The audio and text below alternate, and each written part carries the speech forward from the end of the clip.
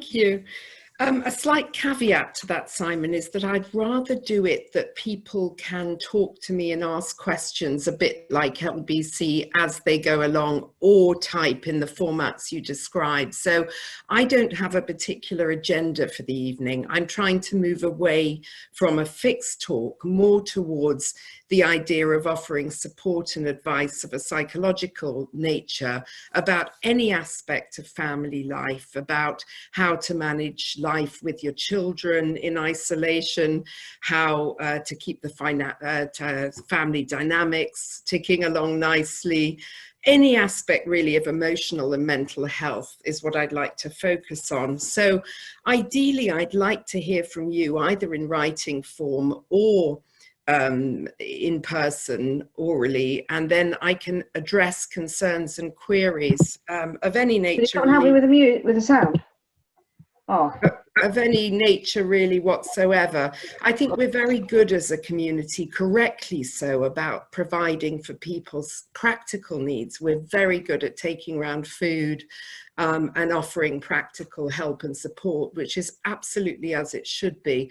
But I'm also keen to make sure that we ourselves, in this very trying time, I think for all of us, we'll all agree, are also there as a community to support our emotional and mental health needs. So I'm here as a clinical psychologist, sort of on call to you, to try to answer your queries and concerns. As a sideline, I have written down some sort of questions I've been asked recently, either in the media or in my practice, which I can weave in. And indeed, these may kind of springboard, if you like, the sort of topics that we can then all think about.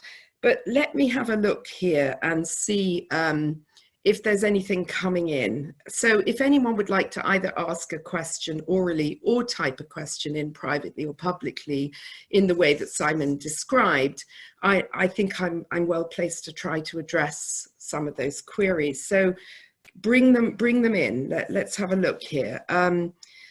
Okay, I'm going to leave names out of it, whether it's private or public. So it says here, a lot of people talk about feeling raised anxiety now, with no idea about when this situation will end, how it will continue, and with so much uncertainty, how can one help people struggling with anxiety? Well, excellent question. I think what that touches on is that we're all feeling somewhat or more anxious at the moment. I think those who have a predisposition towards anxiety anyway are going to be feeling arguably especially anxious.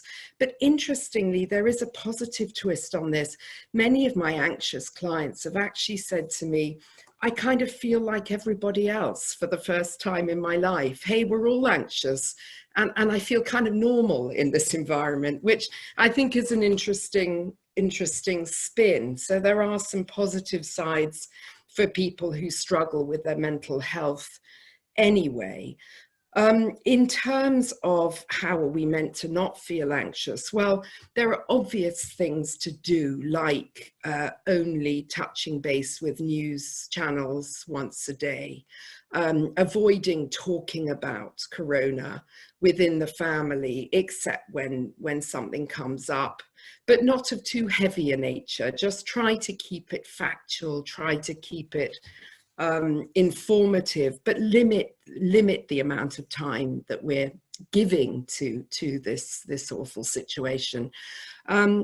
And also then we can go on, can't we, to think of ways that we can spend positive time within the family. So making a time after dinner where each family member chooses a movie that the family's going to watch or an activity that they're going to do together. That could be, let's all try challah baking for the first time, or, let's play Monopoly like perhaps we do on Shabbat, or whatever it is. But I think trying to make pointers in the day where we have things to look forward to, things that we enjoy together, and indeed things that we go off and enjoy by ourselves as well, because of course we need that private time too. in what can be very close quarters. So it's finding a way also to have privacy within the remit of the family. And I think that's very, very important. So yes, times are uncertain, and anxiety doesn't like uncertainty. And I think with that, I might emphasize even writing perhaps a square down on a piece of paper with a circle inside. And in the inside circle, I might be putting the things we can control in our life. So for example, we can control what time we get up, what we eat, what time we go to bed. We can control how we fill our time effectively. And there'll be other things that we can control. We can control a lot of positive things that we do, exercise either in or out of the house. And then perhaps in the square bit, we might put the things that we can't control. So for example, clearly we can't control how the NHS is going to exactly respond to this pandemic. And there'll be other things we can't control. We can't control planning very much, which many of us don't like. We like to be able to plan ahead and look forward to things, but we can control what we do when we're allowed to do it. So we can't say for certain whether we can go to South Africa in the summer or visit relatives or whatever, but we can say we'll plan, all things being equal, to do that within the next 9 months or whatever it is. So I think there are still pegs that we can latch onto even within this uncertainty. Okay, I'll have a look at another question. Okay, I want to do more to help, but also know what's happened to that question. Right, I've lost that question, so I'm going to go to the next one. For someone who has a predisposition to anxiety and perfectionism, what is the best way to subdue the perfectionism at this time when it's impossible? Okay, I think it's actually, that's an upside of all this, isn't it? It puts things in a perspective. It makes us reevaluate the way that we live our lives and just do it differently. And I think that flexibility and that response to what's going on will challenge aspects of our personality for sure. But I think that's a good opportunity to lay aside some of the things that one does like to do, quotes perfectly, whatever that means, and say, hey, I can't do it that way. And of course, this situation forces our hand in that respect. And actually that's a good thing. Because often in life, we have a false sense that we can control everything we do. And I think this is a stark reminder that actually we can't. And in some ways, I think that's good for us, or good for many of us anyway. I want to do more to help and may be overwhelmed. So getting the right balance is challenging. Okay. I think part of that is understanding that we can only do so much. This is what I often say to children who want to change the world, change the environment, stop all the whales dying, stop the rainforest being chopped down. It's about doing small things, again, that we can do something about. So we can FaceTime that older neighbor or relative. We can do other kind things that this gives us the opportunity to embrace chesed, to embrace kindness in small ways as well. Smiling at someone when they come down in the morning, just making that bit more effort to be nice. This is an opportunity to do that.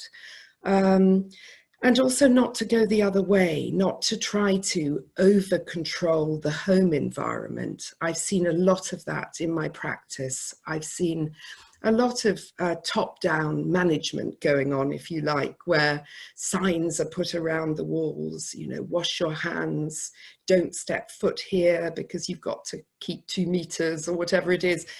And I think we've got to avoid trying to over control the family. actually. I think that would be one of my top tips, would be even to sit down when you're eating together and brainstorm with people.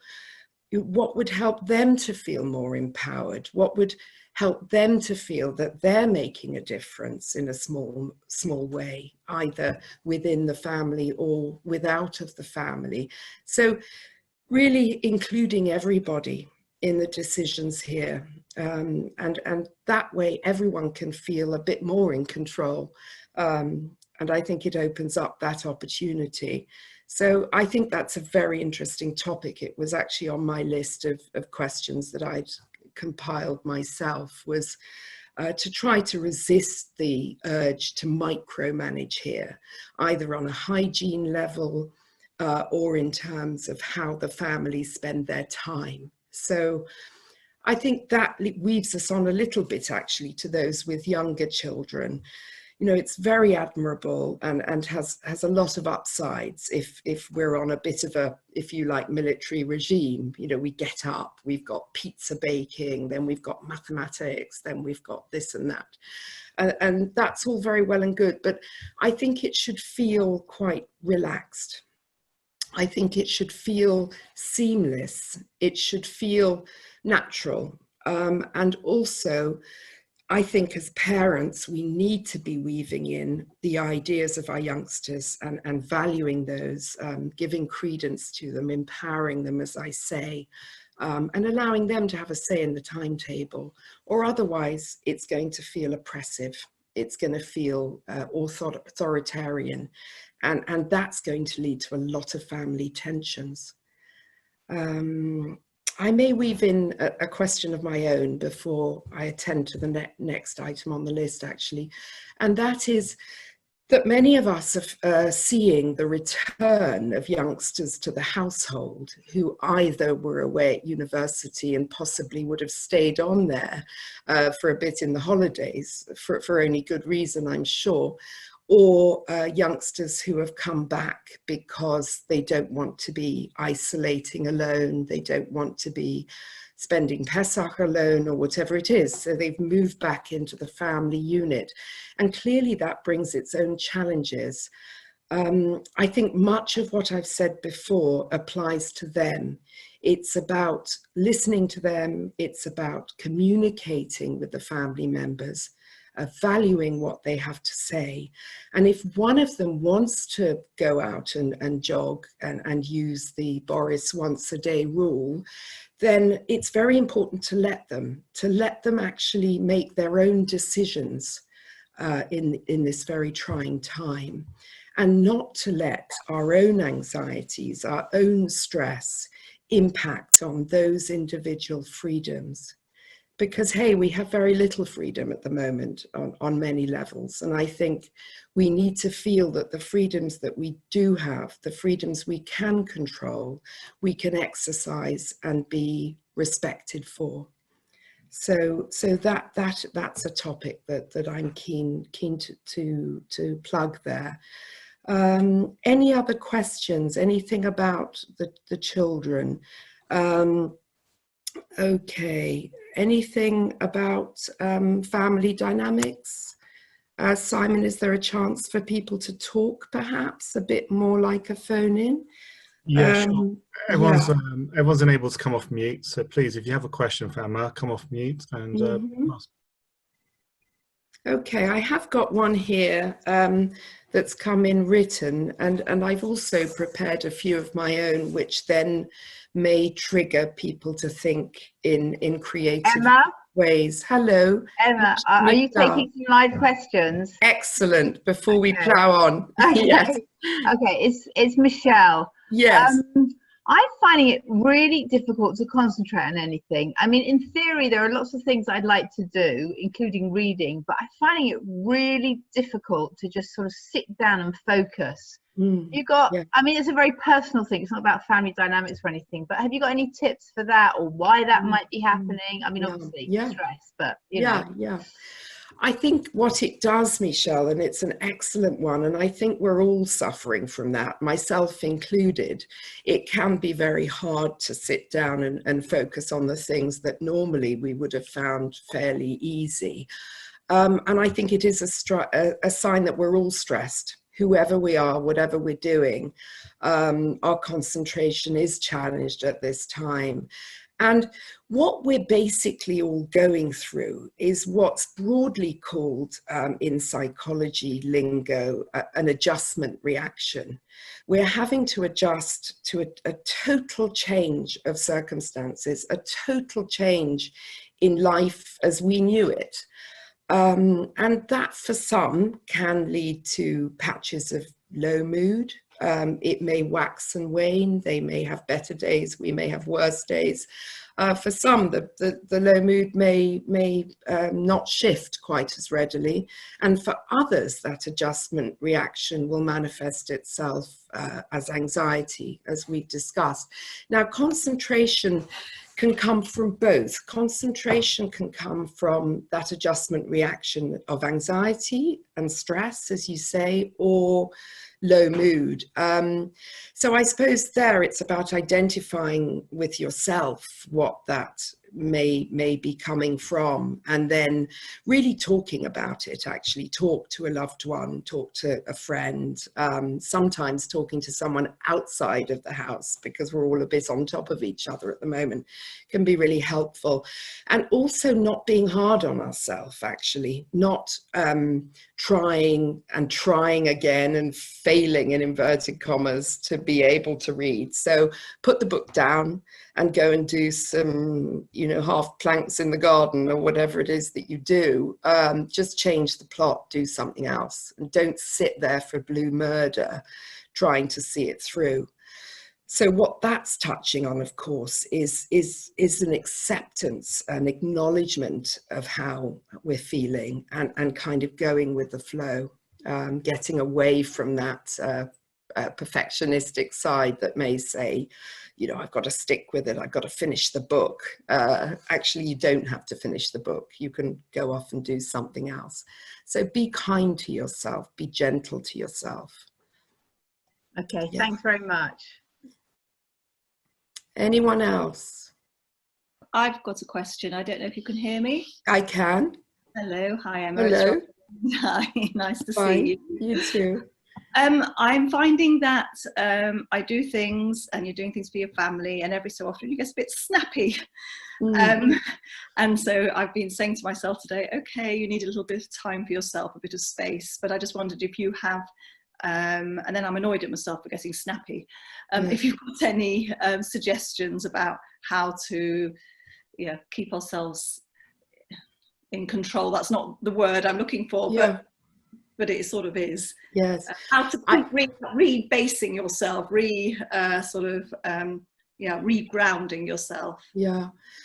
I think irritability and even anger in some is quite a normal response to this highly abnormal situation that we all find ourselves in, where our choices and freedoms are, to a large extent, feel that they've been taken away from us. And honestly, just a touch on the some of the emotions that some of us may be feeling underneath that irritability or anger, is honestly fear at times, overwhelm. Will life ever get back to what it was before? And what will that life actually look like? And will this horrible lurgy that we're all under the fear of, to some extent, will that be just lurking, waiting to pounce again? So I think that can come out as irritability. I see irritability, or in some anger, as almost a sort of secondary emotion, if you like. I think the primary emotion is the feelings underneath that irritability, of feeling overwhelmed and even fearful. And even what I might call, and I wanted to talk about this, so you've actually given me the chance to do that, Ros, is I wanted to talk about a feeling of disassociation. I've had it myself occasionally, where you wake up, certainly for the first few days of being so restricted, and you feel disconnected from the world, disassociated. And I think that is a form of anxiety, although it doesn't actually look like that. So I see irritability as just a symptom of the difficult emotions that at times we're all going through. What you do about it is you recognize it, you talk to a loved one about it, you say, hey, you know, I'm really sorry, but I've noticed I'm feeling really snappy, I'm feeling really irritable. So in that way, you're sort of taking ownership of it. And then together, even with that support, you can say, well, you know, what might help me today is just spending the day in the garden with a book. I'm not going to try doing any reading. I don't even want to be exercising. I just want to be taking space and not having to worry about meals today or something. So I think that process of acknowledging the feeling, trying to perhaps look at what some of the primary feelings are behind the anger or irritability, and then reacting, taking space to do whatever it is you want to do within the confines of this very difficult situation that we all find ourselves in. Okay, thank you. Thanks, Emma. Thanks. Anyone else? Anyone, you know, want to, okay, I've got some nice questions coming in. Excellent. Many of us are now working from home. Do I have any suggestions for ensuring that the work environment does not take over? I've also noticed a tendency not to want to go out even for a walk in the park. Is there any guidance on this? Yes. I do think it's very important to stick to our routine, because on many levels, that's kind of all we have. So I think we have to, in that sense, try to talk to ourselves, be a little bit firm, a little bit strict with ourselves, and say, I'm not going to read that book till 2 in the morning and then drift until 11 a.m. and then get up at some point. You know, try to put the book down at a decent time, go to sleep when you normally would have done. Also, even within a relatively small place, flat, apartment, whatever it is, demarcate spaces. So if possible, have the dining room table as the place where people are working, to get you out of the bedrooms, even get you out of your normal office. So ideally use a communal space to all work together. And then demarcate in that way. And that way you can separate a working environment from other things that you do, and you're all in it together. So I like the idea that then anybody who wants to be on their computer is actually, in some sense, emotionally supporting each other by being in that work allocated space together. So I think resist disappearing off into your hovel and sort of, you know, beavering away, because there's no beginning, middle or end to that. And that's going to be depressing for anybody. So we need to be together. We need to work together. We need to change the way we work. Okay, so, and you need to take breaks. So you need to, even as a family, if any single member is struggling, write down the night before the way that the work schedule is going to look for all of you in whatever shape or form that's taking currently, and decide all together to stop at 12, make lunch together. Perhaps Why that's didn't you something always show yourself? I don't. Perhaps that's something you don't always do, and then when you've had a meal, then go out to the park together. So I think my top tip there would be sit down and do things together, plan them together, work together, and go out together, because that way you'll do it if you're all in it together. Okay. anything else? I talked about avoiding controlling behavior from the adults on the part of the youngsters. I've talked about honesty of feelings, which is something I wanted to do. I've got some practical suggestions that might be good on the mental health side. I've written some of those down. And also, if anyone has young kids and wants special advice on that, that might be useful.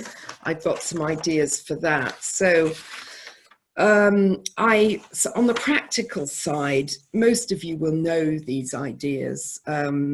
You know, you'll have thought these out, or your youngsters will have shared them, but just in case they haven't, and adding in a mental health angle, there are very good apps like Headspace, which is excellent for mindfulness, and that can be downloaded for free. There are other ones that people like there's one called Relax or something like that, but Headspace is a popular one. Think of within your environment, be it inside, or if you have a garden or a balcony or anything, or even a window, think of small mindfulness activities that you can do. Now, what mindfulness is effectively being in the moment. So for me, I have a bird feeder, which I happened to have before all of this started. And luckily enough, I had some seeds, but you could put anything in there.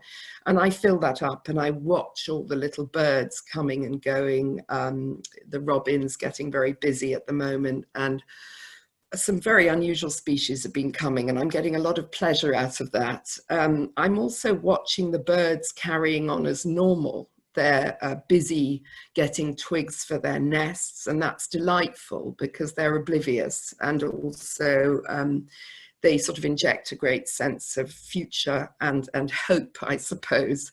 So that's a sort of mindfulness activity, which I highly recommend. Another one might be just looking at the leaves in the trees, looking at them in detail, looking at the color of them, the light reflecting on them. We know that looking at nature is very good for our mental health. So we can do that in the park when we're on one of Boris's once a day exercise regimes. We can stop and sit on a bench and just look up at the clouds and watch them moving around. And that helps a lot to ground us and is very good for our mental health. Yeah, and some other mindfulness ideas might just be things like colour baking, doing it preferably with people, because I think another thing this touches on is how lonely we can actually feel. We can actually feel quite lonely even within our own families. So aside from the usual things of doing group chats or even FaceTime with family and friends, it's also about trying to be in the moment, doing something that gives you pleasure, that you enjoy within these very confined environments that we're all finding ourselves in. So seeking out pleasure, seeking out things that actually you enjoy, and just indulging in all of that, perhaps a lot more than you might otherwise have found time for in our goal-driven lives. Another few tips I've come across actually, which I think have been brilliant, which many of us will have seen through group activities like WhatsApp, are that the Rosetta Stone, which is a language learning tool, is offering 3 months of free language learning skills. Now, if you find yourself with a spare half an hour, or you're taking one of your work breaks, if you're still lucky enough to be busy with work, learning a new language or brushing up on your Hebrew or French or whatever through that excellent free resource is a really productive and meaningful thing to do, and is also very good for our mental health. Another nice idea for that after dinner activity, perhaps as a family, when perhaps you do all come together in the evening, particularly, is to share a skill between family members. So if one of you knows about coding, Python, whatever all these things are that I know nothing about, then share it with another family member that you live with, you know, that might be interested. Say, I'm going to do 20 minutes every evening of simple introduction to coding. Teach the family members a new skill.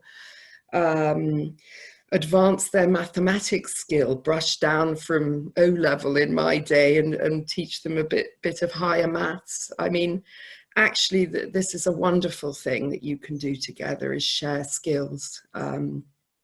If you're a doctor and you're not rushed off your feet, give them an introduction into basic medicine. I mean, it can be anything, but I think this actually could be quite life-changing potentially for family members who might actually then be inspired, you know, and interested in what you have to teach and offer.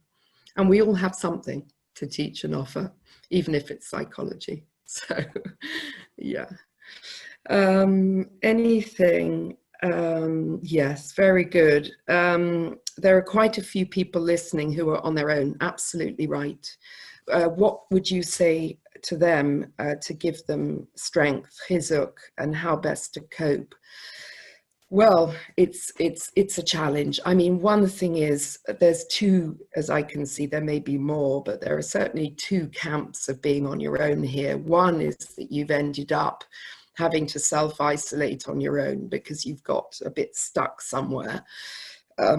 Could be at university. Some universities are still keeping open facilities and accommodations. Some students may be stuck there in this kind of lockdown in inverted commas. And then there's the other type, which is the person who's on their own because for some reason they haven't been able to move in with family. They don't have much family. A spouse has died and they found themselves isolating on their own effectively. Those that are on their own in the latter camp, some, and every person is different, they may actually be a bit used to being on their own. I can think of people that we often have around the table who are somewhat used to being in their own. And in some ways that's a blessing because they'll have already come up with many strategies and routines for themselves, which help them. They're naturally good at it, if you like.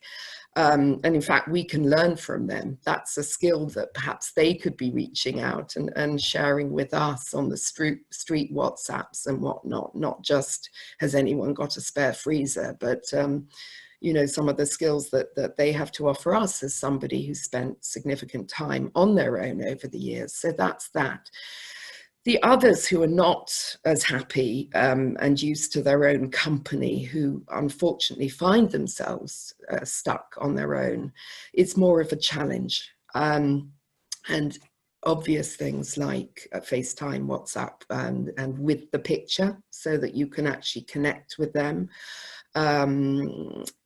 Perhaps even reading stories together, reading a chapter each to each other, coming up with creative ideas that you can do with that person so that they don't feel alone. Doing cook-alongs, you know, let's try to do that recipe and again, learning from them. I think if you can access the skills and the talents that that person has, it will be very good for their mood and very good for empowering them to feel competent, capable, and all the things that they are. And I think that will give them great strength. Okay. Anybody with young children struggling, with kids with ADHD who are literally climbing the walls?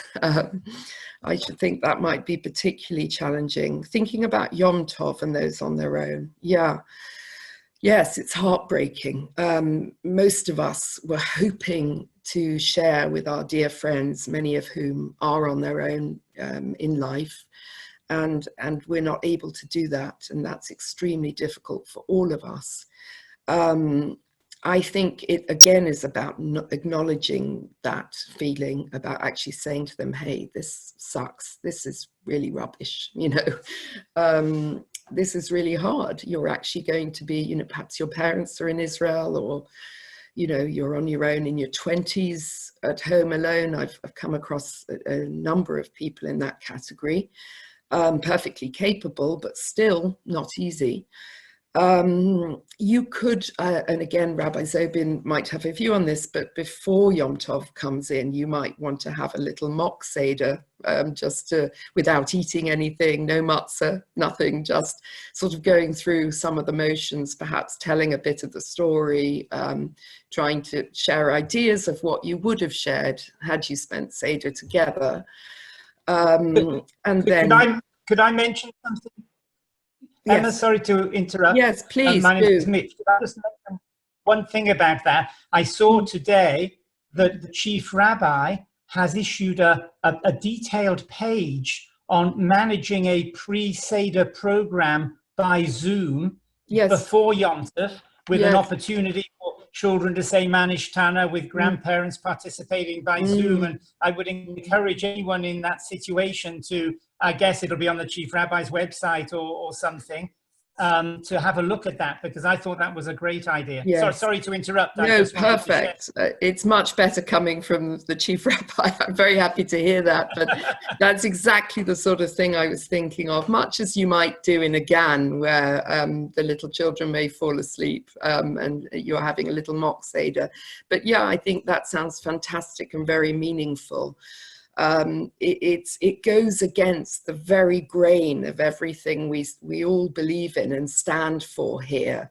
And I think that's why it's so particularly difficult and painful for us. And it's about acknowledging that, honestly, about sharing it, and also planning for the future, you know, as well as those other meaningful activities that you've kindly mentioned as well.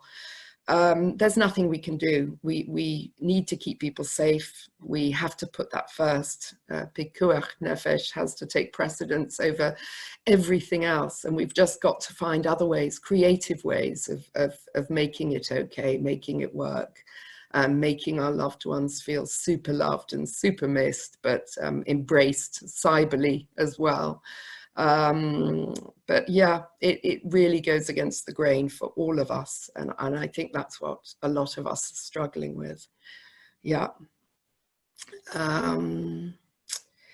Anybody with, and there's no names, I won't be talking about individual cases, but anybody with any particularly challenged individuals in the family, like children with ADHD, that they're particularly struggling with when they can only get out fairly briefly once a day, for example.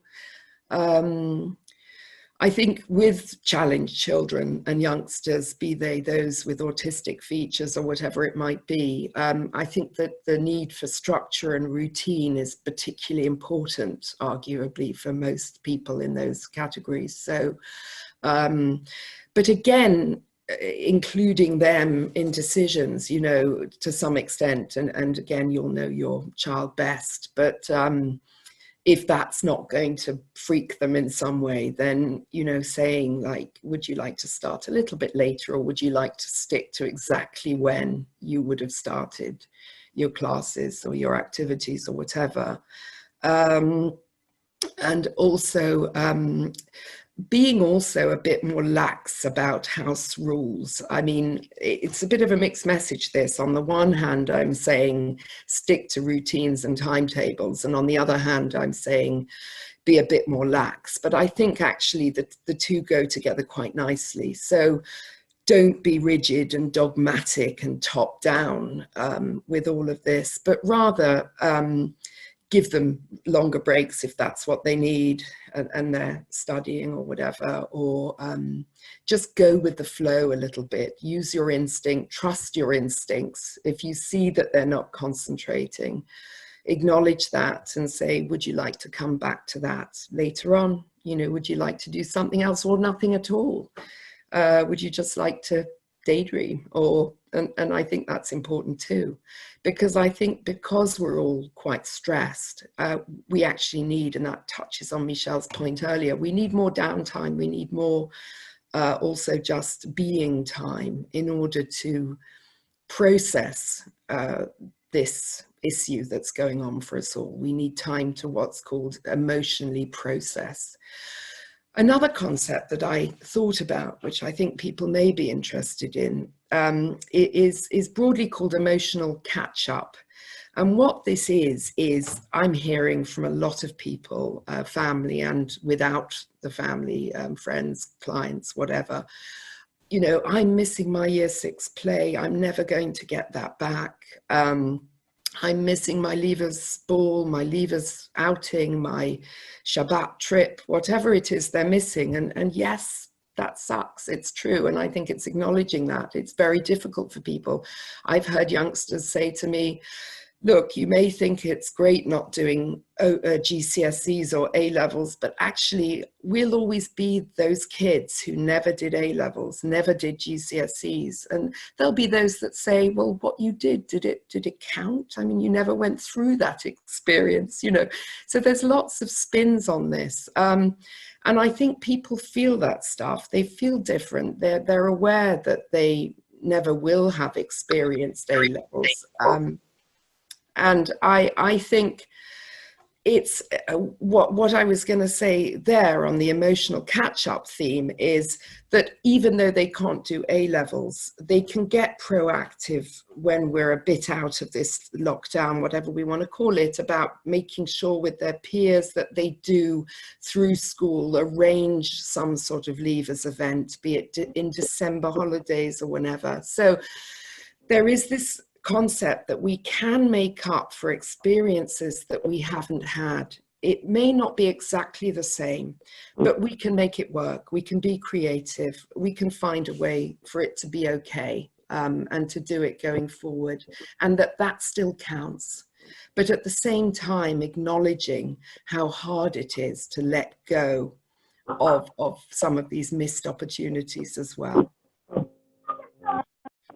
Okay, so somebody has said very nicely, try to relish the good times. This is feedback from this person, shown by children, the nachas times shown by children, and dwell on them. That makes us feel better. That's a great tip. That can, as I say, be a smile. Just a lovely moment. I mean, again, what I've come across in the community, apart from the sorosis and the shiver issues and whatnot, is also the inability to fully celebrate a bat or bar mitzvah. You know, that's very difficult, isn't it? And with all the mock versions or the calling ups before when it isn't Shabbat or whatever it is, you know, it isn't quite the same. And I think often it's just about acknowledging that. It's about, you know, if your youngster wants to cry, give them a big hug, hold them and share that moment. Don't try to fix it. Don't try to just brush it away and say, you know, heaven forbid, you know, there are people with real problems in the world or something, but just acknowledge how difficult that is, because it is. Emma, can I just add one comment onto that? Mm-hmm. I know somebody who missed their bar mitzvah, and of course, literally it was the week when everything went into lockdown. And it just occurred to me one thing that might help some of the bar mitzvah boys and bar mitzvah girls, and I know with weddings as well.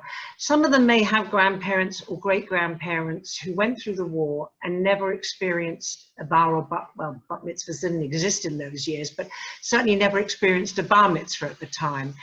And I tried to sort of say to him, what do you say to your child? And I thought, you know what? You said, do you remember that Grandpa said he couldn't have, the war was on and he couldn't have his bar mitzvah?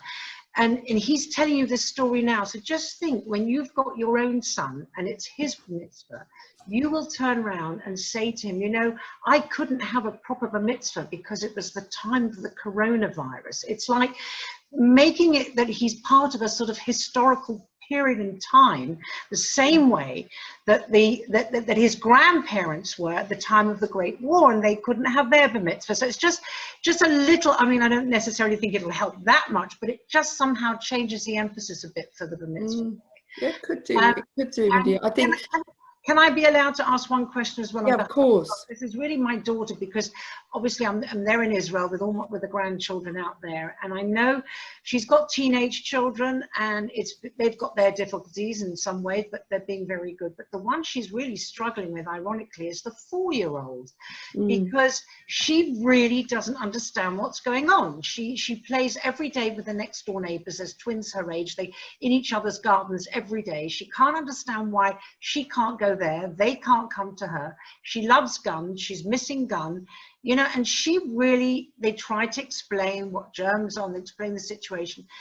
Conceptually, for the very young children, it's actually very difficult. So have you got any suggestions what to do for that very young age? Yeah, so there's two very separate things there, Mindy. I'll start with the one about the war and the comparisons. I think it's a fine idea, as long as it's not done in a way that implies, even in a very subtle, implicit way, you know, they had it really tough during the war, but it's very much about emphasizing the comparison, but with a light touch, because, hey, the fact is that it's difficult, it's bad for, it's tough for the youngster missing out on the simcha.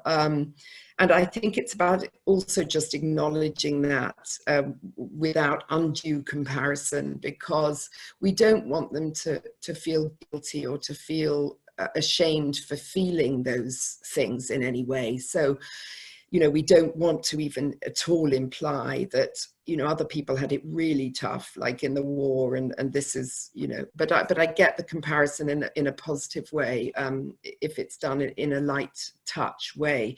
In terms of the 4-year-old, I think it's about giving them very short sentenced explanations. So communicating, which it sounds like your daughter or son did there. So, you know, saying, you know, there are some bugs about that we're trying to stay away from, because we don't want the older people to catch them because they can get sick, or whatever it is that we say.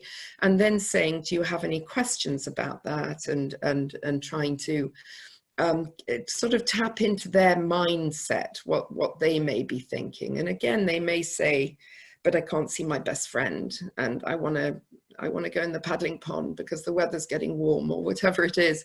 And then you just respond to that, to what it is that they're hurting from, if you like. You say, but, you know, we're going to get the paddling pond up in our garden, and as soon as the government allow us to get back together again, we can have little so-and-so round. So you can start to plan ahead like that. And I think they should accept that. If the communication is good, it's kept very simple, depending on the understanding of the 4-year-old in question. And it's related to examples that matter to them, rather than, again, perhaps swooping in with, you know, there are big things going on, you know, people are dying. I mean, we know all of that, but it's about understanding that she can't play with Rivki on that day, or, you know, she was meant to go to that thing on Shabbat or whatever, and responding to that, because that's what really has meaning to her. And then planning ahead about how she will be able to do that as soon as the government lets. I always think, I'm a great believer in blaming the person who is sort of dictating to us in this way. So talking about the government say this, or, you know, sometimes it's the judge says that, isn't it? Or the judge is going to decide. And here, you know, in the UK, we can say, well, we just have to listen to Boris and follow his advice and see what he's saying today. And that externalizing of the locus of control there to a named person like that, not only is accurate, but it also just takes the pressure off the family a bit, I think. Yeah. So, oh, nice one. I like that very much. Some silver linings, though. It's great for introverts. Yes, yes, it gives it's also sometimes ironically good for anxious people, as we've touched on, because it gives you an excuse not to push through those things that you know you're meant to be pushing through, like going to the shopping center, which you don't like doing or something. Gives you a reason not to do that. It can take the pressure off in that way, can't it, from putting yourself into difficult situations for you. So of course we've talked a lot about those of us who are missing the social side of seeing friends and hanging out together, but for some people they don't particularly enjoy that stuff, so it gives them an excuse not to do it. But of course they do lose, the more introvert types do lose their structure and routine, and that's challenging for them rather than missing out on, you know, shul gossip or whatever it is, God forbid. But yeah, that's right. I think for some people it takes off the expectation to be mixing and whatnot, much as it does for people who are avoiding open spaces or lifts or whatever it is that's their struggle. So yes, you could see that as an upside for some people, although a psychologist would say not a great one, because we also need to be pushing out of our comfort zones, whoever we are. The juggling of housework, teaching, entertaining children, meals, running of the home, as well as one's own work, and of course Pesach, of course, it is totally overwhelming. I quite agree. The feeling of overwhelm, if you like, is, I think, one of the hardest feelings. I touched on that sort of short list of hard feelings, which I thought it was important to acknowledge, and one of them was fear. I think at times we feel fear. That's the elephant in the room, and I think we need to talk about that too. In terms of all of that, I shared with one of my offspring actually how this, you know, I remember I was blessed enough to have a maternity leave from work, either from the NHS or whatever it was, and I remember sort of looking forward to it, and it was all going to be so wonderful. And then when it came, it was actually all of the things you're describing. It was like one elongated summer holiday that never came to an end, with the kids all in tow, you know. So I think, you know, summer holiday to most parents who are lucky enough to be parents has started early, and is seeming a little endless. I think it's about, again, not trying to be super mom or whatever it is, not trying to be super person, acknowledging the struggles with a loved one, parking stuff. So taking your rabbi's advice about keeping Pesach simple, yeah, just doing less than we normally do, because hey, we're all stressed and confined anyway. So trying to minimize the cupboard tidying or whatever it is. Keeping meals very simple. If they have to be here and there some schnitzels and chips and peas, that's absolutely fine. So lowering our standards and giving ourselves permission to do that, and that's okay. I actually do that most of the time. I think that's the only way I juggle work and everything else, is by keeping my standards fairly low. But I think it's about prioritizing what's important, and what is important actually, in my own personal view, is what I call being emotionally available to your children, actually, of whatever age they are.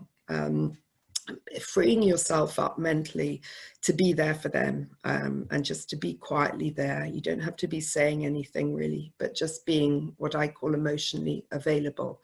And I think that's a high priority for all of us, much higher in my humble opinion than some of the scrubbing and perfect meals that we get so busy with. Oh, I don't, but some do, I'm told. So it's about realigning those priorities and realizing what really matters, actually. Also, great one, feelings of guilt, and us Jews do guilt very well, I think. Feelings of guilt are very strong when we lower our standards. I mean, try not to, I called it lowering standards, but it isn't really, is it? It's just emphasizing different things. And right now, it's easy to see a bigger picture. In some ways, obviously, that's very difficult and very, very frightening at times, and not easy if loved ones are sick. But it's also a rejiggling of priorities, a realigning of what matters in life. And, you know, it brings all of that to the fore. And I think that's important. The rabbi's very well equipped to tell you the details about Pesach, but I think the long and short is keep it simple. And also, I always think just eat normal food. That's a top tip from me. You know, just eat what you would anyway, just fish and potatoes and whatever, you know, salad. Just keep it simple. Don't make it fancy. Don't try to do the perfect Yom Tov, because actually what matters is that you're in as good a mood as possible. You're emotionally available for your family, responsive to their needs, emotionally particularly, and just keep it simple. And that's not a compromise, actually. It's a shift of perspective, but I think it's a very valuable one. And you shouldn't feel guilty about that. Yeah. Anything else? Simon, I'm aware that we're coming up to 8 o'clock. We've covered a lot of ground, thank God. We've covered all the grounds that I wanted to cover. And I hope that we've covered some of the ground that you wanted to cover.